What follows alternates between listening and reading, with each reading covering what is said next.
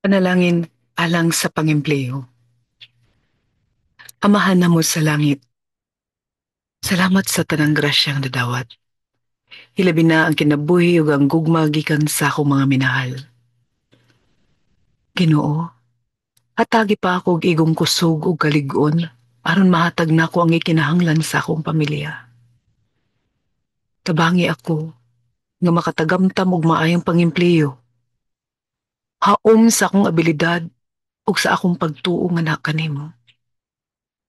Nga mahatag ko ang tanang gikinahanglan aron sa kalampusan niini.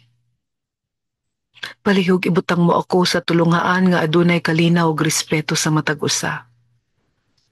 Hinaot usab nga makatabang ako sa kalambuan alang sa tanangging sakpan. Katagi ako sa oportunidad nga mabuhat ko ang angay o mapaambit ang akong kahibalo.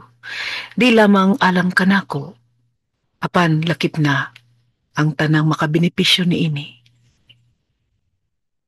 Ginoo, giyahi ako sa tanang kong desisyon nga pagabuhaton. Hinaot nga magasubay ako kanunay sa imong dalan. Hayagi ang akong salabutan. Buligi usab ako sa grasya sa pasensya, kakugi, kamaalagaron, ug taas nga pagsabot sa tanang isig kaingon, sa tanang higayon. Lakip na ang akong kaugalingon.